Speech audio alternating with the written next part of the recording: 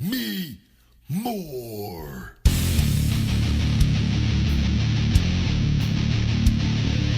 Feed me more. Feed me more. Feed me more.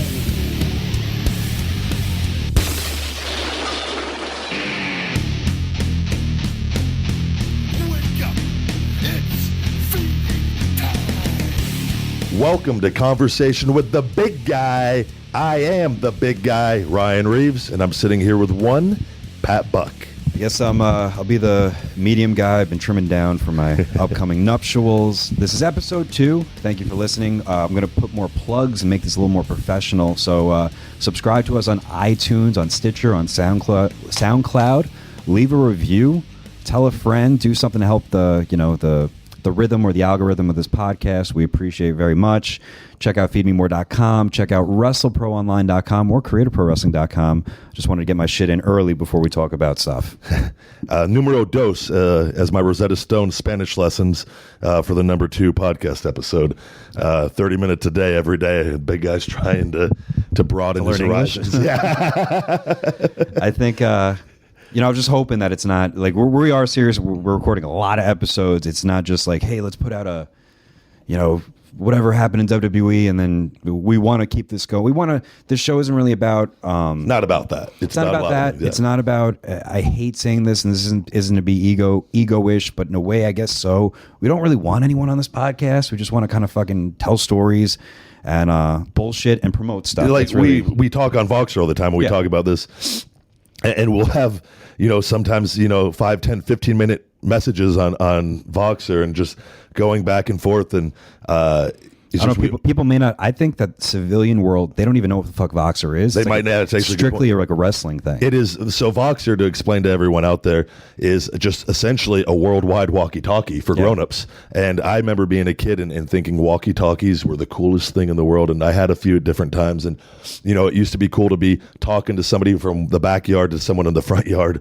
And I thought, that, man, this shit is cool. And now Voxer, could be in China. Our beers. The beers are here. I'm going to pause this real quick. Okay, we're back. A little technical difficulty. The room just called to let us know they were out of the wine we wanted, but we were talking about Voxer. Essentially, Voxer is a great tool. Like when we go travel into different countries with the wrestling in different time zones, and sometimes you don't have service over there, but usually when you connect to Wi-Fi, and Voxer is an app, it's just a walkie-talkie app, and I could be in China talking to you all the way in New Jersey, or talking to my mom and dad in Las Vegas, and do they use it? Yeah, I've had them before when I'm on the road to stay in contact. It's just a way to kind of to keep communication open when otherwise it wouldn't exist and stuff. So when certain things are just too long to text, it's just so much easier to. It's not even. I know there's voice texting, but for some reason Voxer has it down. You hit a button and you just talk, and I try to use it for all the people that I communicate to, and like I tell them, get Voxer, please. It's just so much easier than sitting on a telephone, and because you can kind of go at your own pace too, and you could be busy when I'm not busy, and then you could be free and then I'm busy, but it's a way to kind of go back and forth at your own pace, and it's worth checking out. When my phone rings, I get sometimes I get really pissed off. I'm like, oh fuck, like I'm not ready for this phone call. Yeah, Voxer, you can respond when you're ready to respond. You're like, I'm not in the mood right now, and and I see that you played it and waited 3 hours to get back to me, but it's not a big deal. So essentially, not only that, how to speed up messages when they go too long. No, you told me. I forgot. I didn't even realize that. Like you can save yourself so much time. Especially, I leave some long messages. We both know, and I tell you as I go on. I just wasted 5 minutes of your time telling you about shit I know you don't care about a workout or about what you've eaten today. I went down this aisle in the grocery store and saw this and blah, and then I just tell you, I just wasted 5 minutes of your time. Now on to the point of the message. So essentially, this podcast is just wasting each other's time and wasting your time. And we appreciate you guys listening, and I hope hope you guys haven't checked out yet. But anyway, so we got through the first episode, and I think there was a little bit of feedback. Actually, there wasn't feedback. I'm just kind of making that up about the story. But I think people go like, we get who you are. Obviously, they don't know who I am, or at least like, why the fuck am I even here? But I just wanted. I guess this is an origin episode for what's going to happen after this. You know, because I think Absolutely. the first episode was just like, hey, WWE shit. All the fans clicking on the links, whatever way the internet. There's been a lot of questions on all that, so I think you have to address it and kind of let them know why we're at this point right now, and why is Pat Buck on this podcast? Because Pat Buck is my best friend. He is the guy that I am trusting with my wrestling career, handling my bookings, and he's been somebody that's always been very loyal and trustworthy in a business where that isn't always the case. So that is why we're here to kind of explain this relationship now. Yeah, I mean, I appreciate that, but it wasn't always. You know, I guess I'm in charge of that stuff now. But you know, we met in developmental. Yeah. Different. Complete. You were a $1 million Tough Enough guy. You went to Deep South, and then you're transferring to OVW. Me, on the other hand, tried the independents for a little bit. I had a little bit of a kind of a hey, Jim Cornette. I'll mention was like you should move to OVW because there's been a couple guys that have. You know, gone through the ranks and been able to earn developmental, you know, for the fans listening, and there are a lot of newer fans, you know, before NXT, there was other developmental systems. Yeah. And dare I say OVW was the best one before NXT, before FCW. And I was down there and I remember the first time I heard about you was a guy named Jack Bull came up to me. Fearless. Legendary Jack Bull, who I hope is doing well. Yeah. Greg Guthius. Otherwise known as Barry Bland and just Jack Bull. A very good man, and he was Great man. He was a little older when he was hired, but I remember when he got there, he was very kind to me, and he actually assumed that I was under contract because I was training with the contract class. Yeah. And Picture that, like now in the NXT Performance Center, you know, you have all these talents there, and just picture one guy not being under contract there, but he's there every day. He's involved in everything. He's traveling. He's making all the shows, and he's not getting under paid. contract and not getting paid. That was Pat Buck back in the day at OVW. Everybody. so I'm there just clinging on, hoping for a job, and but Jack had no idea. But then he's just like, "Well, how do you get this?" I'm like, "I don't know. I've kind of worked my way up. I'm just trying. You know, I keep chasing the carrot, hoping I'm going to get hired." But as we got talking, you know, he's kind of like, and I was wrestling Jack probably for the last like 2 or 3 months, and I knew my position in the company was, and I hate saying it, but it is kind of true that I was an expendable. Where You got guys hired actually on many different occasions. but more so, that was okay because a lot of those would be like independent guys or like passable matches, and some would and some wouldn't. But like there would be a lot of times where these killers and these monsters and these very large men or Body guys, otherwise known as. yeah, a lot of body guys would come in through the system, and it's like okay, and I knew I'm like, oh fuck, I got to wrestle this person for 2-3 months. On live events, on TV matches, just getting killed by them, getting thrown around, taking bumps. But I was okay with that. But Jack's like, "Oh, bro, you're gonna have your work cut out for you. We got this guy, Ryan Reeves. You know, the $1 million Tough Enough guy. He was 230. Now he's 300 pounds. Yeah, which I've never been 230, so I don't. And he's rough, dude. So I was just like, shit. All right, whatever. You know, not that I was nervous. I wasn't at all because there was guys that, you know, I'm like, it can't be that bad. But it still talked me up like, oh, fuck, I don't want to get hurt. Yeah. But I was 300 pounds at the time, though. Jack was not lying as far as I was a big guy. So I remember you came in. I think you came in the same time as Rodeheimer, maybe? Was that the same? No, he came in after because that's where the Cody stories came in with some of those that we're touching on later. But so you came in. I remember right away, first couple of house shows, I was paired with you, and it was fine. And it was like, you know, you weren't so much evolved as a performer, and you're still it's very early in my career. Yeah, you know. But like I survived, and I'm like, and sometimes I think back to that when people said that you were a little rough around the edges, and that's for a separate episode. But I was like, you know, I wrestled you very, very early on. Yeah, a lot. And I think it's worth noting, you know, and talking about Deep South, and you know that's going to be down the line. Bill DeMott, there were a lot of positives and a lot of negatives with Bill, and I'm very thankful for all of them. And I like Bill DeMott as a person, but he was a very, very tough trainer. But I didn't reap the rewards of all that right away. It took some years on that. But one of the things that he was adamant about was taking care of your opponent.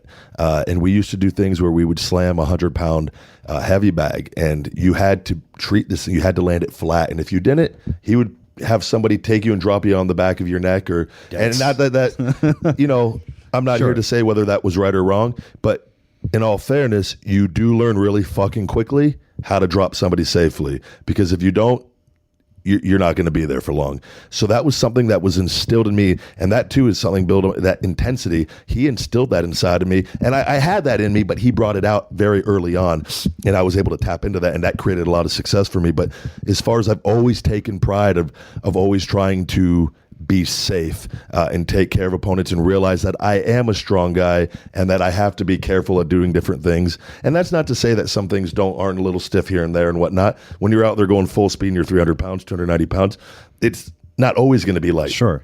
But it's always been something that I take a lot of pride to try to go out there and have that in me. And I don't think the jury is against you in that regard, because you've had people like Jericho and a few other people. Yeah. I mean, I'm 200 pounds barely.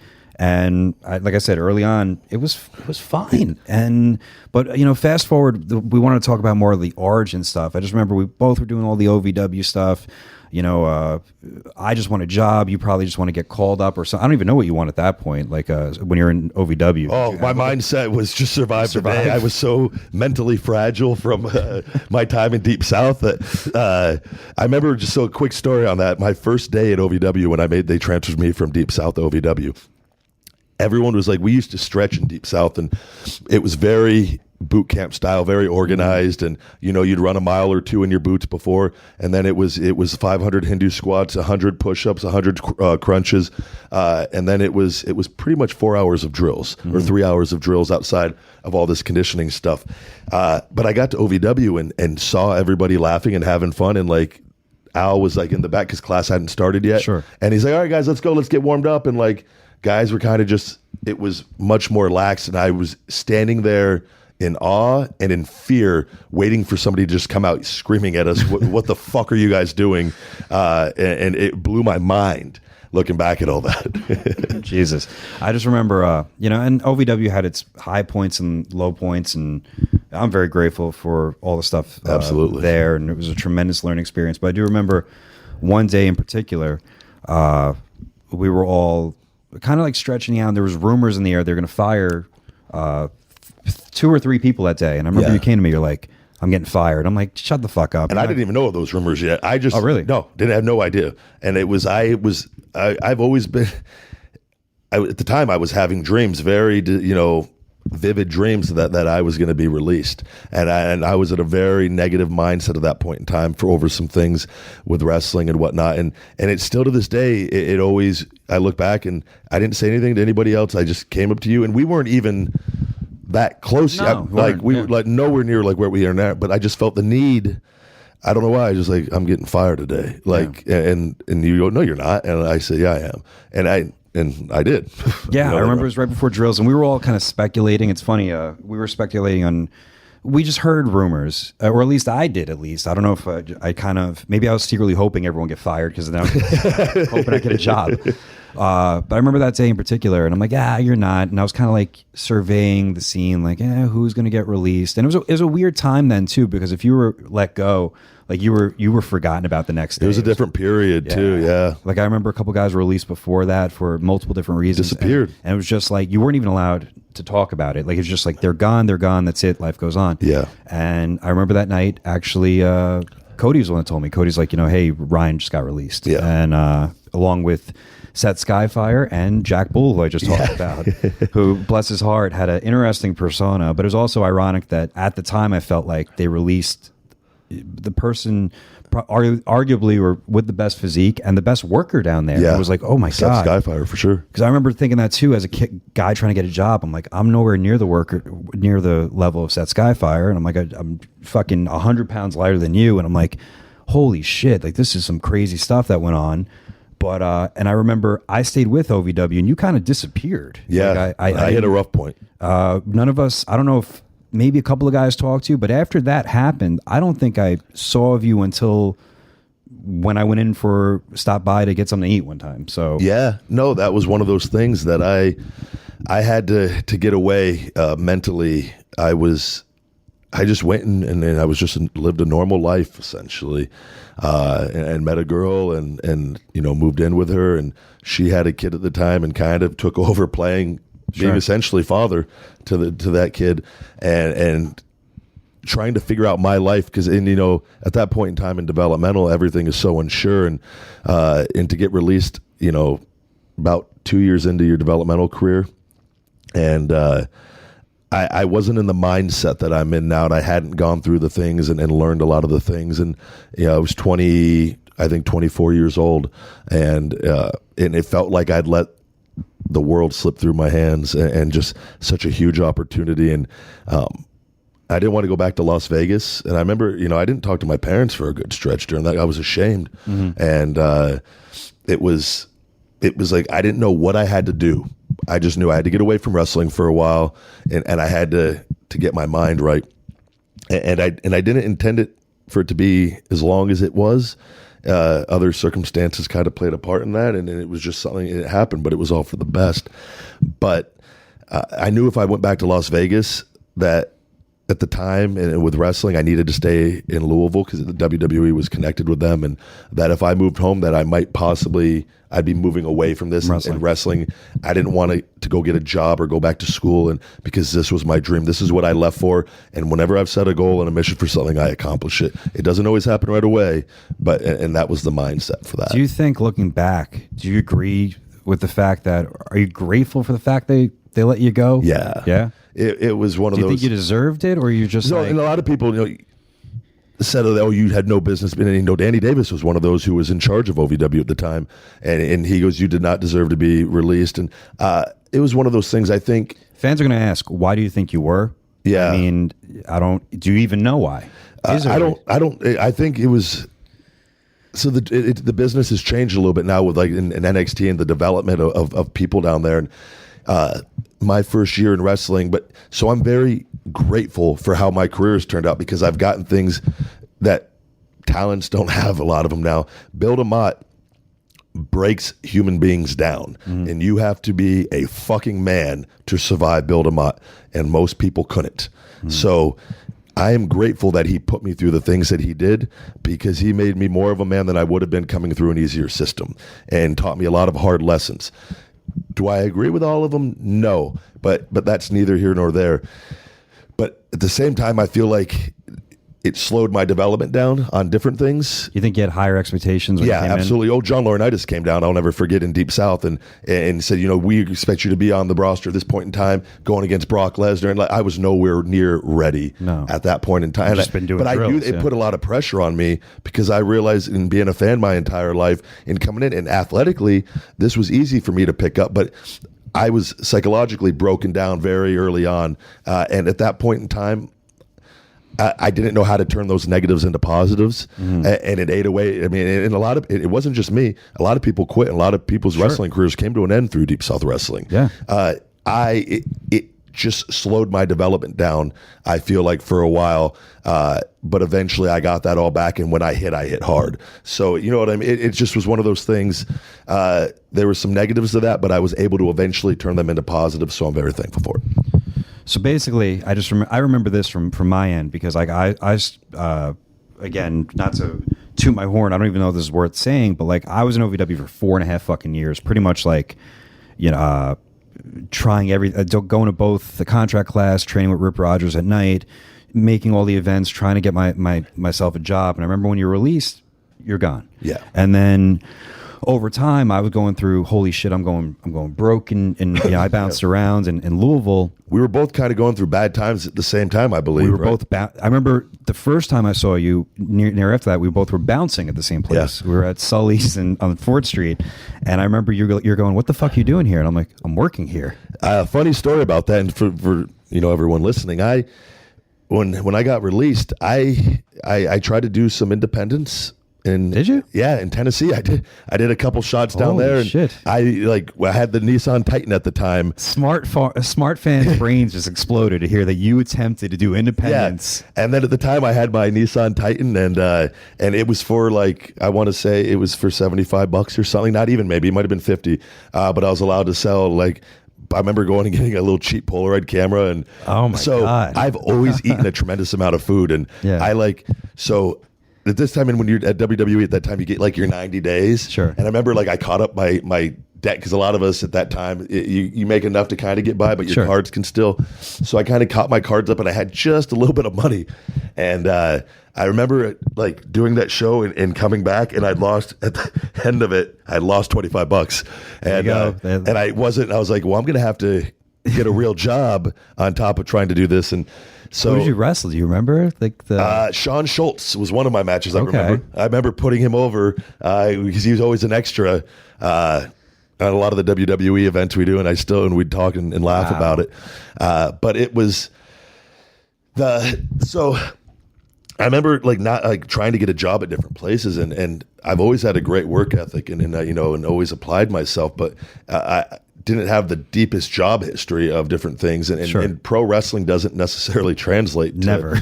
unless they're a fucking mark. in that case, Which you could be a president of a company. Yeah. So I remember I got a job at the bar we used to all go out and party at, Sully's. Yeah. And I'll never, this was kind of a low for me at this point. I will never forget because there were so many memories of us going there and having a good time and all the guys in the camaraderie down there and just all the funny shit that would happen. But I remember like I had a green Sully's polo shirt on with my jeans and probably fucking basketball shoes at the time because that was what in Luke Gallows, I always wore basketball shoes for some reason with jeans. I was a big basketball shoe mark for early on in my life. And it was like really packed outside, and they go, we need you to stand on this box to oversee everything. Beer tub girl and stuff. Okay. Yeah. But I just remember like thinking to myself, like, and people were like making comments, and I go, what the fuck has become of my life? Yeah. And I remember right then and there kind of be like, I can't do this. I can't work here. And That's what it was? yeah, Okay. standing on that box, and because some people were incredible Hulk comments, but like it was really, I don't think it wasn't like a necessarily negative thing, but it just brought back bad memories for me after having such a good time there. Of like, oh, now I'm here for $10 an hour. Gotcha. Because Breaking up fights. That place, it's weird because in the developmental system, a lot of guys that would move down there, and a couple guys did that, and it used to be a nice way to kind of go in. We had relationships with places that would get high, Compton worked there, Beast, Shad Gaspard worked there, Armando Estrada worked there, you worked there, I worked there, and I remember That's where that's kind of where we became friends. And I remember distinctly, I asked you one day, you were standing by me. Do you remember this? No. I was working, and I didn't know you got hired there. Okay. And I was standing at my post, and you were standing there too. And I thought you were just hanging out with me by yourself right. talking. Yeah. And then you're like, oh, I got hired. I go, oh, I thought you were just talking. Like, it was the most awkward, and I didn't notice your shirt or anything. I thought you just came to hang out with me. I was like, that's cool of him. Side story, and this, I don't know how I hustled this, was at some point, I in my head, I thought I was going to move I moved to OVW when I was 21. So I figured, okay, I'll be hired by 22. I'll be IC champion by the time I'm 24. So that really didn't work out that way. So like, I realized I had to go back to school. I left college to move down to OVW my third year. So basically I went, oh shit, I need to finish school. So I was actually getting college credit for bouncing at Sully's. I convinced, Son of a bitch. I went to a school ironically called Sullivan University. It was a hospitality college. I don't know if you remember, I used to come to class, and I felt so embarrassed, but like there's a lot of people there's a lot of people, like I remember like Beth Phoenix before she was hired would like come to practice. She'd have like an Art Perkins waitress attire. So I'd come to class, and I went to culinary school in my fucking chef apron and my smock, but I remember at one point I had to do an internship, and I'm like, hey, I'm going to work at this restaurant downtown, and the guy's like, no, really, what are you going to do? I'm like, well, I'm really going to be bouncing. Is that okay? He was a wrestling fan, so he signed off on it. So I was getting college credit while I worked there, which is great. Funny you say that. Beth Phoenix, by the way, thought I was gay for 2 years because of jokes. You, Cody, and Domino, and everyone would always fuck around down there, and that's a whole different episode. All the pranks, but somebody had told her that I was gay when I first got there, and she remember she came. She goes, there was something going on with one of the developmental divas at the time down there, which clearly would indicate that I wasn't. Yes. And she goes, I thought you and I. It made me laugh hysterically, and to this day. So thanks a lot, guys. So I remember at Sully's they had this like scheme, which it wasn't a scheme, but I remember like. The bar would be dead from 8 till 10. There wouldn't be a lot of people there. 10 o'clock, it's bumping, and then it's fucking madness, and we'd be thrown till 4 a.m. or whatever, 2 or Yeah. whatever time it was. Right? It was 4. It was later. I feel. Was it 2? Yeah. But so there was a dead area. So what the gimmick at the bar was, they would have happy hour. Now the way happy hour worked, not just like low price drinks. What they would do is like a raffle. They would get people to sign up for an email list or whatever, and they would call up these idiots in Louisville. These young college kids that can still drink. I'm pretty sure they were of age, but then again, we're the ones checking their IDs. So I don't know if they were. And they would say, "Hey, you won a party at Sully's." And basically, it's $10 a person, and they can drink whatever they want for 2 hours. Yeah. So the whole gimmick was between 8 and 10. A hot chick, a sorority girl could show up with all of her sisters and fraternity brothers and drink whatever the fuck they want for 2 hours. We would come to work around that time, and I have noticed that these kids, and you and I both noticed, they would order too many drinks, and they would leave them on the table. I forgot about. And there's sometimes our boss wouldn't be there. Sometimes he would, but these were like little, they were bigger than shots, but they were still enough drinks. Yeah. And we'd get fucking hammered. Yeah, because that job sober fucking sucks. Let's be honest. And that's one of them. It was, and I was never a huge drinker, but I remember in here and there, and I forgot all about that. That made that job fun. Yeah. And looking back at my job history, I found that all the jobs I was able to drink on, I had them. Oh yeah. So I don't know if you remember this too, because look, there weren't a lot of fights, but there was enough issues. You may throw out, I'd say on average, I'd throw one guy out every like 3 nights, maybe. Yeah. And maybe I've been in like 3 or 4 fights there. Not many. Yeah. Sometimes I don't know if you were there when we pulled people out the back door. I remember a few different occasions on like Derby week and like having to choke somebody out and drag them out through the front. And the cops were great back then at that. The cops, in the moment you left. Was it Nancy? What was it? Steve Yancey. Yancey. Huge fucking mark, but awesome guy. Obsessed with Hulk Hogan, and it's just telling the truth. But he a hell of a guy. But I remember like getting, you drag these guys out, and and ultimately it was diffuse the situation, and you never try to throw punches or whatnot, because obviously then you get into legal, territory and whatnot. But get the guys out there, the cops would be on them like that, and the cops were so cool there. The cops always liked us and seemed to like, they understood our job and they took it off of our hands as quickly as possible, and they were great. And they liked the wrestling part of it too. I can't say I didn't punch or throw a few roundhouse kicks to people, because if you pulled them out the back door, there was no cameras. Yeah. And I remember a couple of times we'd really mangle some people. But I do remember a couple nights, I don't know if you remember this, where it was so boring, we'd still be drinking. You would actually go, yo, push me into this group of people. Yeah. And I would shove you, like give you a shoulder check, and we'd see if they pushed you back. Yeah. And if they didn't, they were cool. Like, hey, sorry, no big deal. But if the guy was drunk enough to go, what the fuck? Then we would attack him. Yeah. Throw him out of the bar. I forgot all about that too. Wow, Pieces of shit. This was we were just trying to find ways to entertain ourselves, but clearly it was based on if they instigated it after we instigated it. I remember that moment was like, "Yo, push me in this group," and then we'd see, and I'd be like, "Okay, they shove back." I remember being Halloween and going as Terminator Ryback with the spiked jacket and no undershirt, and just walking around, me and you drunk as fuck on Jack, and I hit somebody with the spikes, and but the bouncer there got rid of them before it got like. But I remember, I think we did the whole shoving thing with the spiked jacket. And oh my god, we did it was always in good fun, and we don't condone that sort of behavior. But it was a different time back then. It was a totally different time. It was pretty wild too. But after that, I think, and there's only so much working in the nightlife, man. It's like you become a zombie though. You're getting out at like 4 a.m. Yeah. And I bartended and I've bounced, and like I actually left that because I ran into you later, and we were friends. But then, I heard through the grapevine that you were working at Smoky Bones. Yeah. And I in my head I was like, why would he leave bouncing? Why would I was still, and you still weren't back in wrestling yet. No. But I was like, what the fuck's he doing? I remember I stopped by there and you told me this is a great job. I wasn't making a lot of money bouncing, and some nights, you might work 6 hours a night, and it might be for 3 or 4 nights a week, and not every night was busy there. And on like the weekdays, they might only need you for 3 or 4 hours. And I've always, like I said, I've eaten a tremendous amount of food, and it was one of those things. I was like looking at jobs in Louisville, Kentucky, and ultimately my goal was to go back into wrestle. But I need a job just to pay the bills and to survive first.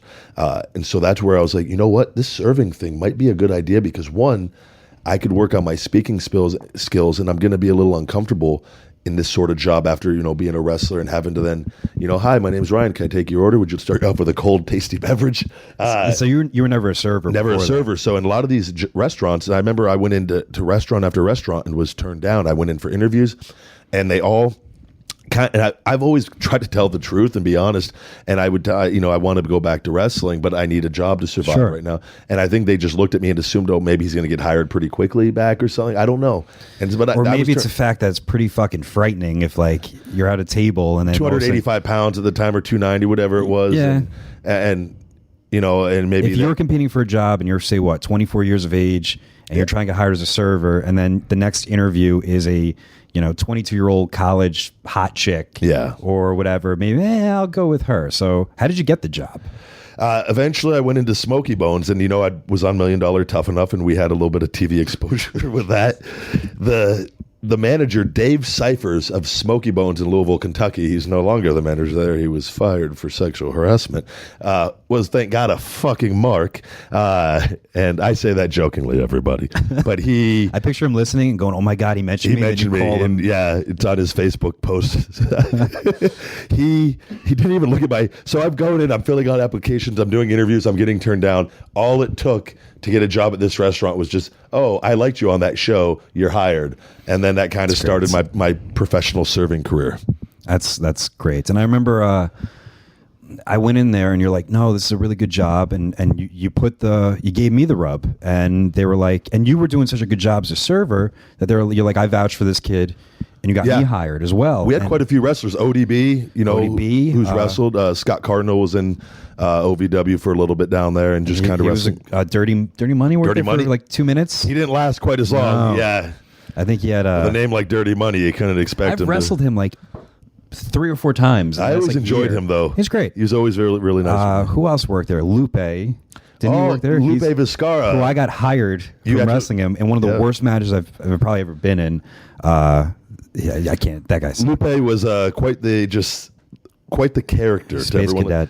He there was a point he didn't know his age because he was lying about it. Yeah, that's how he got hired. That was the supposed rumors. He was lying about his age for so long, and this goes. But he just had a great body physique. by at that time what they were kind of looking for, and but outside of that, not a lot going on upstairs. Yeah. It was amazing. He was always nice though, and broke my heart at the time. I'm like, I remember wrestling him, and this was I've had many, I guess you can say, tryouts, and there was one time in particular, one of my later ones in OVW, where 6 of us were asked to work in front of Ace, John Laurinaitis, who was, fans listening, he was the only person really in charge of hiring or firing at the time. Well, firing, I mean, whatever. Like, he was the guy. He gave you your job. That was it. I mean, sure, people above him, obviously Vince or whatever, but he was the dude. And I remember wrestling Lupe in front of him, and we all joked around because he by far did the worst that day. And we're like, imagine he gets hired and none of us do. And he did. And he got hired. But Smoky Bones was so we're both working there. Yeah. I don't know if we moved in after that. We both had a pretty rough breakup. Yeah. So I think essentially, for this, we started at Smoky Bones because we both were kind of going through this. I'd broken up with a girlfriend at the time. I think you had a real bad breakup. And they were also very cool with wrestling, like in terms of like, hey, I got to take off this because TV was on Wednesday night, at least for me. They were very flexible. Yeah. And I remember going like, well, if they're cool with it, man, come back. But that was a little down the road. But I mean, like, so we're both working there. This was the beginning of my life changing, essentially working at Smoky Bones. I think it's worth talking about in the next episode, everything that happened there, because I don't want to kind of to rush through this. Okay. It was such a. You were in a bad place. I was in a very bad place, and this was such a pivotal point in my life. And Cody Rhodes always joked about, because we lived together briefly, and he always said, he goes, Ryan, you need to hit rock bottom, and he would say it kind of jokingly. He would tell me that too. But he goes, you need to experience rock bottom to to truly, and I felt like, because my life, I never really, and I've always, applied myself and done well at things, and I never really struggled. I came from a middle class, nice family, and I had a great childhood and things like that, and wrestling was like my first, punch in the face. It was welcome to the real fucking world, and you either need to learn how to man up or you're going to drown. So this was kind of the beginning of me becoming a man, I feel like. So I don't want to jump over that, because I know there's a lot of people out there, and again, when I've talked about the secret stuff on TV, and that was very important to me, because to this day, the best feedback I get, the most meaningful messages and things that conversations I get are from talking about that period. And I know there's a lot of people out there. Life is not easy. Life can fucking suck. But it's all our mindset. And this was me. This was the beginning of me creating the mindset that has created a lot of success for me. So, but there were, I think, because we will keep that for maybe a more serious episode. There was some funny shit we did at fucking. I don't know if I should explain. At Smoky Bones. Yeah, that's what I want. I think we talk about that next, because I want. It's such good stuff that I don't want us to miss anything. It's okay. I think we wrap this up and we save that for next week, because there's some real gold nuggets in there. I figure on a Smoky, I mean, should we say some stories? I don't know if we really gave them much. I don't know. Maybe, gosh, I'm torn here. I mean, we're 38 minutes in. I still think we could do another 7 minutes or something. What do you think? I'm trying to think of the beginning of Smoky Bones. Maybe we'll do a beginning part, and then there'll be a part 2. So I'll do one story. I don't know if I should talk about the financial thing. I think that's a little later on in there, though, too. I'm trying to... The beginning of Smoky Bones was... I mean, essentially, early on, it was... And this is funny. I could talk about this. I remember, I'd broken up with the girlfriend, and she always had, and I don't want to say she had a drinking problem, but she enjoyed having vodka at night, which was what kind of triggered me to start, outside of when we would go out on the weekends or socially have some drinks back then, here and there at work. This started turning into a nightly thing for me when I was with her, drinking with her and enjoying the night. And it slowly kind of grew, and it grew, and it grew. And eventually we broke up, and it was a mutual breakup. But it kind of, and it's one of those things, I knew it was for the best, right? Then a month later, I was like, why, I want you back. You're young at the time. And actually, it's funny because you said the thing about Cody. Cody would tell that to me too. He goes, you got to hit, he would say that, you have to hit rock bottom with a girl. Yeah. And he would say that. And I was like, I don't really understand. Cody was wise for his age. And I think at that time period, you and I were both going through. Yeah. You have to experience bad to truly appreciate the good, I feel, and to understand the good, and to have that that hunger to want to stay in the good, because the bad sucks. I remember being a little bit concerned, and this was as I got to know you a little more, because there was a time where you were working there, and I kind of knew of you and you knew of me, but we still were just kind of same thing as when we worked at the bar, friendly, but I didn't know a lot about your life. Yeah. And I remember one time in particular, you're like, hey, what are you doing after work? And I went to your place when you're living at Creekside. Oh, yeah. And that place was all a it was a couch. From the ex-girlfriend who lent it to me. It wasn't even mine. But literally stacks upon stacks of wrestling tapes. Yeah. WrestleManias and stuff like that. So, I respect, again, like I said, you love this. And vodka bottles. It really was. And I was like, holy shit. I'm like, dude, we're both in a dull place. We got to fucking move in together. Let's. That got me back on. I needed that more than anything at the time, because, like I said, it was the breakup, and a TV. Nothing was mine. It was just a studio shithole apartment, and I'm living day to day on my tips and setting aside $15 of money a day to go buy my bottle of Burnett's vodka, the big bottle, and 2 things of Diet Mountain Dew or Diet Coke or something. Would you go through the whole bottle? Yeah, absolutely. Every night. And what I would do is, and so... But you still trained this whole time. I stayed, and my weight went down. I think the lightest I've ever been was 255 during that. And it was I was just I remember I let my body hair grow out, and little things I just kind of I do remember the arm hair. And Jimmy, or the manager at the time, goes, "You look like a fucking werewolf." And then I looked in the mirror, I go, "Jesus, I look like shit." And I remember I couldn't fully get you, because I'm like, dude, man, you're here. you're living in Louisville for the purpose that wrestling is big in this city. Yeah. And you still love this, but you're working. I had to find myself 50 to 60 hours a week. Yeah. And it was kind of like I was trying to understand that. I was like, fuck, man. Like, we both were in pretty bad places. Yeah. But I didn't know what to do. I was living, like I say, we always joke about, I say, the lost souls of this world. And I was waking up without a purpose. And I hadn't discovered goal setting yet, essentially. And the success I did have before was kind of was luck. And I never really understood about kind of like determining my mindset and setting goals. And I remember, drinking a bottle of Burnett's every night. I would watch wrestling matches, and I would, at the time when I was a big chewing tobacco guy for quite a while. Mm-hmm. And I remember just like big, huge drink, dip, watch match, just back and forth to the point where I was just like, boom, I would put on the movie Wedding Crashers because that movie made me feel good. And it made me laugh because, that's something like The Secret we'll talk about. Yeah. Laughter is such a great emotion, and it's so good for your soul. And at the time I didn't, I just knew that it took my mind off of. And at the time, were you talking to any of the guys at all? I kind of, and I've always been one that's, I like, you're a loner. I think I love being around everybody, and I can talk, but I'm just one of those guys. I'm okay being by myself because, and even at that time when I wasn't into the personal development like I am now, I'm comfortable being alone. But I truly cherish my relationships with the friends that I do have, and like guys, everyone in the WWE. I actually, that like live events and like joking around with guys like Ziggler and Wade and Heath and everybody. I feel like I there was nobody up there I couldn't talk to and fuck around with and have a good time with, and just I loved that element of it. But at the time, I was embarrassed because I feel like you look at me and I, like I said, I let the world slip through my hands, and I just kind of had to find myself and who I was as a person. Okay, so now we're at Smoky Bones, and I think we can wrap this up here. But then we're also kind of leaving on a depressed note.